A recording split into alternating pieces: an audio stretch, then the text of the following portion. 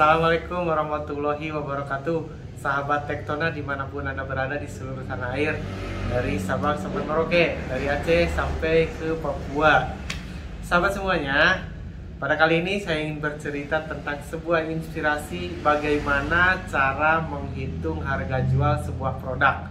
Seperti ini nih, celana, baju, kaos, tas, dan lain-lain. Bagaimana cara menjualnya agar harga jual tersebut bisa sesuai dengan harapan kita. Begitu, mari kita saksikan videonya sampai selesai.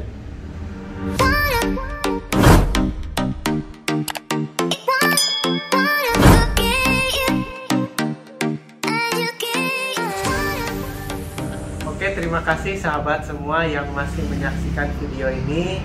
Kita lanjutkan bagaimana cara menghitung harga jual sebuah produk. Sahabat semuanya, dalam menentukan harga jual sebuah produk tentunya ada beberapa perhitungan dan beberapa pertimbangan. Agar apa? Agar pas. Pasnya bagaimana? Pas antara harga jual produk dengan kualitas produk yang kita tawarkan. Seperti itu. Baik, sahabat semuanya, dalam video sebelumnya saya pernah bercerita tentang bagaimana cara menghitung HPP. HPP yaitu harga pokok penjualan. Nah, dalam menghitung tersebut kita mengetahui harga pokoknya itu berapa, belum termasuk harga atau penambahan laba, sahabat semua. Nah, untuk menentukan harga jual, maka harga pokok tersebut harus ditambah dengan persentase laba atau markupnya. Nah, berapa persen kita mengambil laba tersebut, mengambil keuntungan tersebut, bebas. Tidak ada ketentuan harus berapa persen. Misalnya produk A harus sekian persen, produk B sekian persen, tidak ada.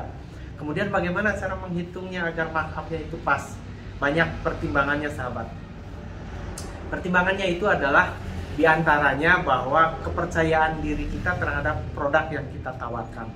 Semakin bermanfaat produk tersebut, semakin unik produk tersebut, dan semakin diminati, maka persentasenya bisa lebih tinggi. Bisa 50%, bahkan ada orang yang menjual bisa 100% tuh labanya barang-barang tertentu tentunya, sahabat. Artinya harga dari pokok tersebut, nah, kemudian kita tambahin persentase markup atau ditambahin labanya. Ketentuannya tidak ada, bebas seperti itu. Mau 10% boleh, mau 5% juga kalau memang memungkinkan itu labanya boleh. Nah, artinya tadi apabila kita yakin produk kita diminati, bisa ditambah labanya lebih tinggi. Kemudian juga apabila kita yakin produk kita berkualitas dibandingkan produk yang lainnya, itu juga bisa menjadi nilai lebih dalam penentuan labanya, sahabat. Nah, jangan sampai produk yang kita tawarkan mengambil labanya tinggi, tapi ternyata produk kita itu tidak diminati, atau produk sejenis dengan kita itu kualitasnya, kemasannya, dan lain-lainnya sama dengan produk yang lain, maka tentunya kita harus menyesuaikan dengan mereka menjual, kan. Tapi kalau kita punya nilai lebih, silahkan dilebihkan labanya. Yang jangan sampai itu bahwa kita menentukan harga, menentukan labanya agak tinggi, tapi kualitas kita di bawah orang lain produk sejenis. Nah, itu tentunya tidak akan laku, kan, sahabat semuanya. Kemudian juga ada pertimbangan lain, yaitu harga pesaing tadi. Harga pesaing kita berapa? Nah, itu bagaimana? Apakah kita harus lebih rendah dari pesaing atau harus lebih tinggi? Kalau kita yakin tadi dari saingan kita lebih baik, lebih bagus, nggak apa-apa tinggi labanya. Tapi kalau kita sejajar, ya samakan. Tapi kalau kita lebih rendah, ya kita juga harus menyesuaikan dengan ketentuan kita. Baik, sahabat, itu adalah salah satu perhitungan tentang harga jual yang menggunakan persentase, ya, sahabat semuanya. Ada yang bertanya, Kang Deden, katanya saya menghitung berapa persennya mah sudah gimana cara menghitungnya, bingung. Baik, sahabat, apabila belum bisa menentukan berapa persen keinginan markupnya, maka kita tinggal masukkan saja berapa harga yang harus ditanggung atau beban yang harus ditanggung oleh produk tersebut saat distribusi penjualan, sahabat. Seperti gini, misalnya beban kontribusi penjualannya berapa, kita cadangkan. Misalnya HPP sudah terhitung nih, harga aslinya kita itu adalah 100.000 seumpamanya produknya.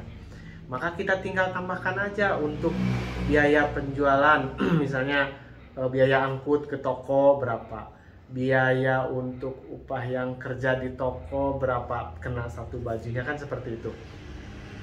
Atau biaya lain-lain seperti mungkin listrik di toko atau iuran toko, kan suka ada tuh iuran tuh kalau di lapak-lapak tuh ada iuran-iuran. Nah itu dirata-ratakan kemudian ditempelkan ke harga awal tersebut.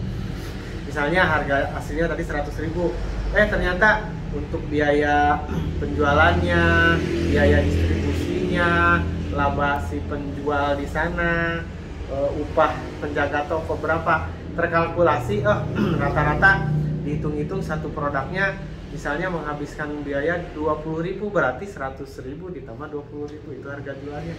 Nah, labanya saya mah ngambilnya 5.000 aja satu baju seumpamanya, sudah ditambah-tambah yang lain berarti ketemulah harga jual seperti tadi. Artinya bisa ditentukan sekian persen, bisa juga ditentukan dengan menambahkan biaya-biaya lain yang ditanggung oleh barang tersebut.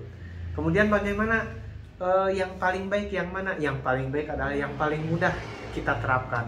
Mau dihitung persen boleh, mau dihitung seperti tadi tambah juga boleh. Intinya kita bisa menjual dengan harga yang sesuai, seperti itu sahabat semuanya. Jangan terlalu mahal, jangan juga terlalu rendah.